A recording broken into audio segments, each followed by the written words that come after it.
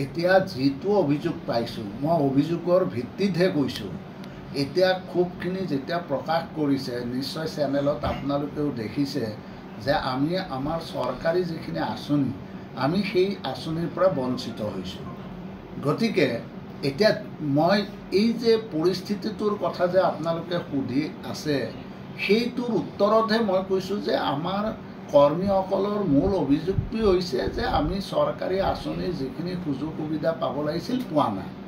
কিন্তু মই মাননীয় মুখ্যমন্ত্ৰীক এই ক্ষেত্ৰত কেতিয়াও দোষাৰোপ কৰিব নোৱাৰোঁ। এইকাৰণেই নোৱাৰোঁ যে তেখেতে বিভিন্ন সময়ত আমাৰ বিধায়িনী দলৰে হওক বা আমাৰ দলীয়ভাৱে হওক বা যেনেকেই নহওক বিভিন্ন সময়ত কিন্তু তেখেতে এটা নিৰ্দেশনা দিছে যে কোনো যিখিনি আমাৰ মিত্ৰ দল আছে সেই দলখিনিক লগত লৈ যাতে গোটেই সুবিধাখিনি সকলোৱে পায় তাৰ কাৰণে ব্যৱস্থা ল'ব লাগে। বিধায়কসকলকো তেনেকৈ ডিৰেকশ্যন। এতিয়া মোৰ সমষ্টি মই বিজেপিৰ লগত যিসকল কাউন্সিলৰ আছে সকলোৰ লগত কথা পাতি যাতে কাৰো মনত অসন্তুষ্টিৰ ভাৱ নহয়, ক্ষোভৰ সৃষ্টি নহয় তেনেধৰণে মই কাম কৰিছোঁ।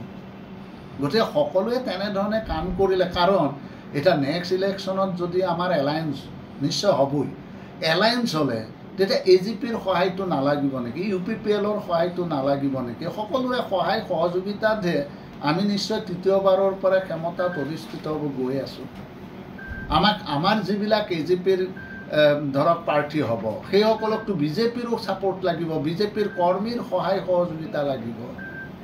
গতিকে এটা বুজাবুজিৰ মাধ্যমতহে যাব লাগিব। এইটো ভবা নাই যে সেইটো অব্যাহত থাকিব। এতিয়া এখন সভাত তেওঁলোকে যিহেতু নিৰ্বাচন আহি আছে, গতিকে নিৰ্বাচনৰ আগত যেতিয়া আমি আসনৰ ভাগ বতৰা কৰিম, গতিকে আসনৰ ভাগ বতৰা কৰিবলৈ যাওঁতে আমাৰ নেতৃবৃন্দই যাতে সেই কথাখিনিৰ ওপৰত গুৰুত্ব আৰোপ কৰে সেইকাৰণে সেই ক্ষোভ অসন্তুষ্টিখিনি প্ৰকাশ কৰিছে। আৰু সেইখিনি কৰি যাতে অনাগত দিনত তেনেধৰণৰ যদিও আমি বিজেপিৰ লগত মিত্ৰতা কৰোঁ, যাতে এই অনাগত দিনত যাতে এই অসন্তুষ্টি বা এই ক্ষোভ যাতে আমাৰ দলীয় কৰ্মীৰ মাজত থাকিব নোৱাৰে। চৰকাৰী যিখিনি বিভিন্ন সা সুবিধা সেই সা সুবিধাখিনিও যাতে অনাগত দিনত পাব পাৰে তাৰ কাৰণে তেনেধৰণে এটা হয়তো বিভিন্ন সভাত তেনেধৰণে হয়তো অলপ বাক বিতংগা বা তেনেধৰণৰ হয়তো দাবী উত্থাপিত হৈছে। এতিয়া সমষ্টিত যিসকলে কাম কৰি আছে সেইসকলে ৰাজনীতিহে কৰিছে, আৰু ৰাজনীতি কৰিলেতো ক্ষমতা লাগিব, হয়নে নহয়? আৰু ক্ষমতা যদি লাগে তে ৰাইজৰ প্ৰতিনিধি হ'ব লাগিব। এতিয়া আপুনি পঞ্চায়তৰ লেভেলৰ পৰা একেবাৰে MP লৈকে সকলোৱে কিয় কাম কৰি আছে যে মই অনাগত দিনত যাতে ৰাইজৰ সেৱা কৰিব পাৰোঁ, সেৱা কৰিব লাগিলে মোক ক্ষমতা লাগে। আৰু ক্ষমতা লাগে কাৰণেই তেওঁ কৈছে যে অহা নিৰ্বাচনত মই পলাবাৰীৰ পৰা প্ৰতিদ্বন্দ্বিতা কৰিম। সেইটো কৈছে, প্ৰত্যেকেইটো কৈ আছে যে উঠিম, কিন্তু সেইটো সময়ত সিদ্ধান্ত হ'ব।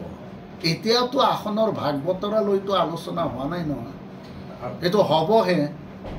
গতিকে আলোচনাটো হওকচোন, সেইটো এটা সুকীয়া কথা, কিন্তু পৰিস্থিতিটো বেয়াৰ ফালে নিব নালাগে।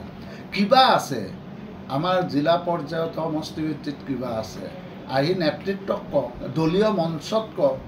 আমি জেনেৰেল হাউচ পাতোঁ, জেনেৰেল হাউচত কথাবিলাক কোৱাৰ অধিকাৰ যিহেতু বিধান আমাৰ যিবিলাক সমষ্টি কমিটি আছে, সমষ্টি কমিটিৰ প্ৰেচিডেণ্ট জেনেৰেল ছেক্ৰেটাৰী আহিব পাৰে, জিলাৰ সভাপতি সম্পাদক আহিব পাৰে, চেণ্ট্ৰেল এক্সিকিউটিভ আছে, আমাৰ কেন্দ্ৰীয় প্ৰতিনিধি আছে, সকলোৱে আহি কথাবিলাক আমাৰ দলীয় মঞ্চত আলোচনা কৰি কথাবিলাক যদি অলপ সুস্থিৰভাৱে আলোচনা কৰি সিদ্ধান্ত লোৱা যায় তেতিয়াহ'লে আমি ভাবোঁ যে তেতিয়া আমি এটা পজিটিভ লাইনত যোৱা হয়। এতিয়া ডিলিমিটেশ্যন হ'ল, ডিলিমিটেশ্যন হোৱাৰ পিছত আমাৰ আগতে যিমানখিনি জয়ী হোৱা চিটৰ সম্ভাৱনা আছিল এতিয়া তাতকৈ বৃদ্ধি হ'ল। আগত যদি 80-82 আছিল, আজি 100ৰ পৰা 104 হৈছে। আৰু যিহেতু আমাৰ জয়ৰ চিটৰ সংখ্যা বৃদ্ধি হ'ল, গতিকে আমাৰো চিটৰ সংখ্যা বৃদ্ধি হ'বই। সেইটো নিশ্চয় আমাৰ বিগ ব্ৰাদাৰ হিচাপে নিশ্চয় বিজেপিয়ে সেই ক্ষেত্ৰত নিশ্চয় চিন্তা চৰ্চা কৰিব। গতিকে নাবাঢ়াৰ কোনো কথা নাই, নিশ্চয় বাঢ়িব, নিশ্চয় বাঢ়িব, বেছি বিচাৰিম। গতিকে এইটো মই শুনা নাই, সেইটো মই ক'ব নোৱাৰিম। তেওঁ কৈছে মই শুনা নাই। এইটো আচলতে যিসকলৰ মিত্ৰতাটো 2026 চনত হ'ব বুলি ইতিমধ্যে আমাৰ মাননীয় সভাপতি অতুল বৰা ডাঙৰীয়াই ইতিমধ্যে তেওঁ এটা প্ৰেছ বিজ্ঞপ্তি যোগে জনাইছে। এইটো আমাৰ দলীয়ভাৱেও আলোচনা হৈছিল। এতিয়া বিষয়টো মিত্ৰতালৈ হোৱা নাই, মিত্ৰতা থাকিব, মিত্ৰতা নালাগে বুলি কোনেও কোৱা নাই। কিন্তু কথাটো হৈছে যে যিটো 2026 চনৰ যিটো বিধানসভাৰ নিৰ্বাচন হ'ব, যিটো আসনৰ ভাগ বতৰা হ'ব, সেইটো যাতে অলপ সন্মানজনকভাৱে হয়। আৰু সেইকাৰণে ইতিমধ্যে আমিও চাইছোঁ যে আমাৰ অসমৰ বিভিন্ন যিকেইটা সমষ্টিত আমিও চাব লাগিব যে সাংগঠনিকভাৱে যিখিনি আমাৰ সমষ্টি সবল হৈ আছে, সেই সমষ্টিখিনি আমি সময়ত বিচাৰিম। কাৰণ এতিয়াওতো মানে আগন্তুক 2026 চনৰ বিধানসভাৰ নিৰ্বাচন সম্পৰ্কত বিজেপিৰ লগত আসন ভাগ বতৰালৈ আলোচনা হোৱা নাই, আলোচনা পৰৱৰ্তী সময়ত হ'ব। এতিয়া প্ৰশ্নটো হৈছে যে অসন্তুষ্টি কৰ্মীসকলৰ আছে, অকল যে এজিপিৰ কৰ্মীৰে ক্ষোভ আছে এনে নহয়, আজি বিভিন্ন যিখিনি মিত্ৰ দল আছে সেই সকলৰো ক্ষোভ আছে।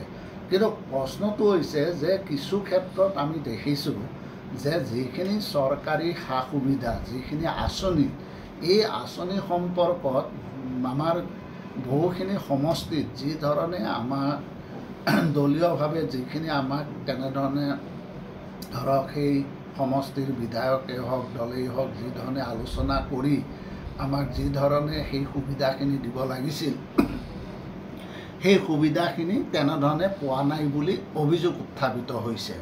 আৰু ক্ষোভটো তাতেই, অসন্তুষ্টটো তাতেই।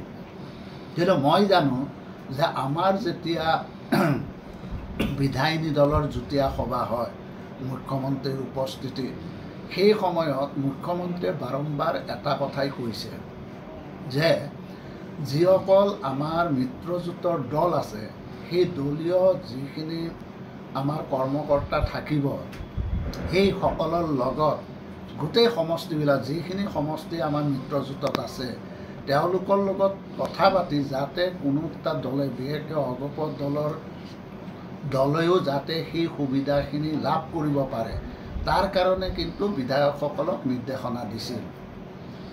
আৰু মই ভাবোঁ এই ক্ষেত্ৰত মূল দায়িত্ব আছিল আমাৰ যিখিনি জিলা পৰ্যায়ত অভিভাৱক মন্ত্ৰী আছিল। অভিভাৱক মন্ত্ৰীসকলে, মই সকলোৰে কোৱা নাই, কিছু অভিভাৱক মন্ত্ৰীয়ে যদি সেই সময়ত অলপ যদি আলোচনা বিলোচনা কৰি আমাৰ পাৰ্টিটোৰ দলীয় বিষয়ৰ লগত যদি আলোচনা কৰি যদি তেনেধৰণে সুযোগ সুবিধাখিনি দিলেহেঁতেন, তেতিয়াহ'লে হয়তো সেই অসন্তুষ্টিটো নাথাকিলহেঁতেন।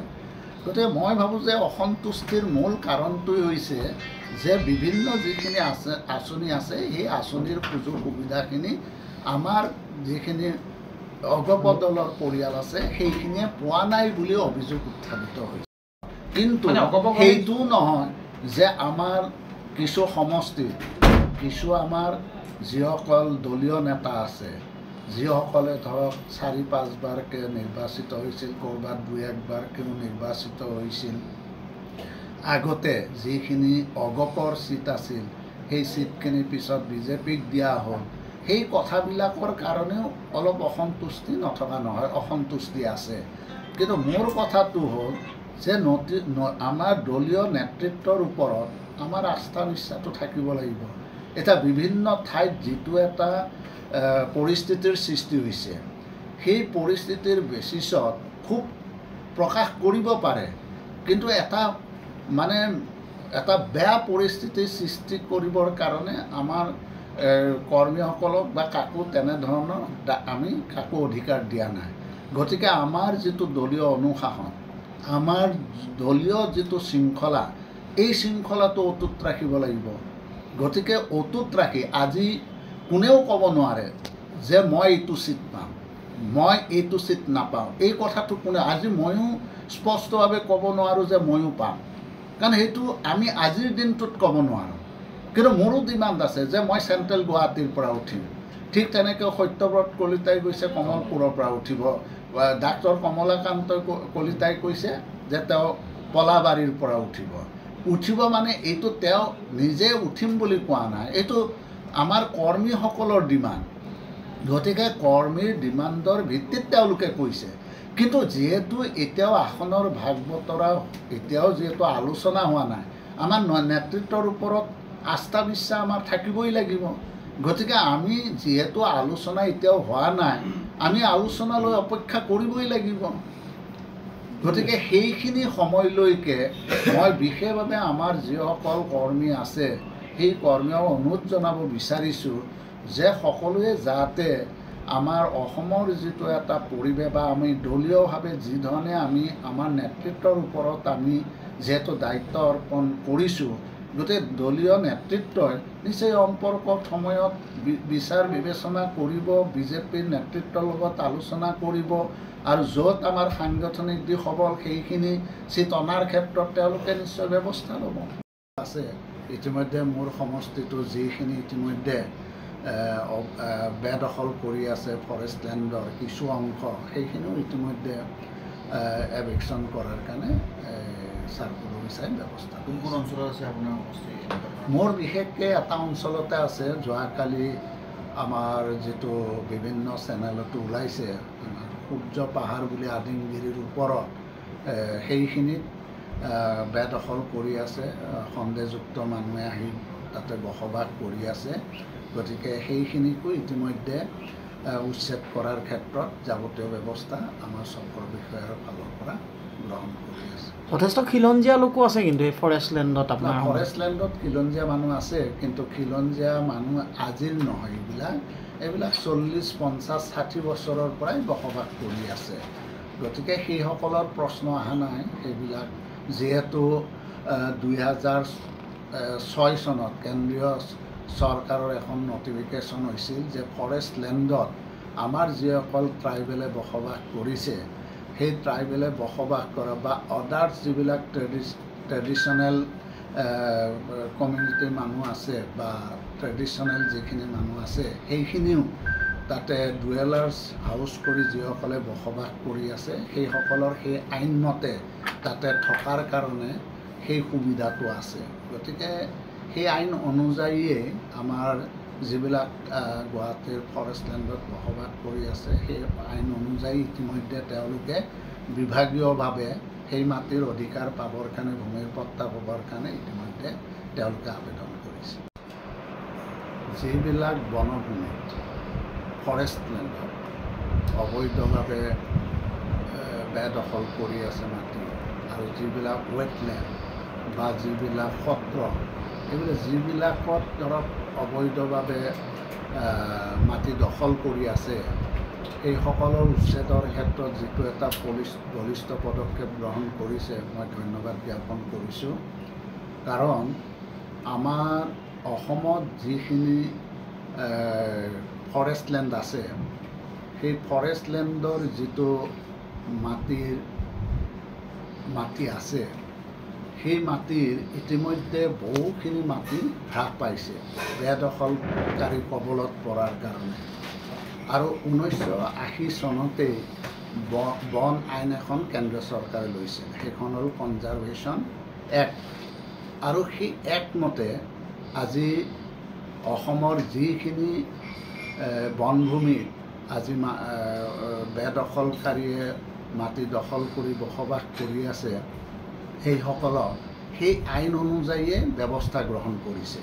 আৰু ঠিক সেইধৰণে গুৱাহাটী হাইকোৰ্টতো কিছুমানে পিআইএল কৰিছিল, সেই মৰ্মে গুৱাহাটী হাইকোৰ্টেও কিছু নিৰ্দেশনা জাৰি কৰিছে। আৰু গুৱাহাটী হাইকোৰ্টৰ নিৰ্দেশতো তেনেধৰণে বেদখলকাৰীয়ে য'ত আমাৰ বনভূমি হওক বা সত্ৰৰ মাটি অধিকাৰ বেদখল কৰি আছে বা ৱেটলেণ্ডৰ মাটি বেদখল কৰি আছে, সেইসমূহ মুক্ত কৰাৰ কাৰণে ইতিমধ্যে মাননীয় মুখ্যমন্ত্ৰীয়ে ব্যৱস্থা গ্ৰহণ কৰিছে। গতিকে মই ভাবোঁ যে উচিত সময়ত এটা উচিত পদক্ষেপ গ্ৰহণ কৰিছে।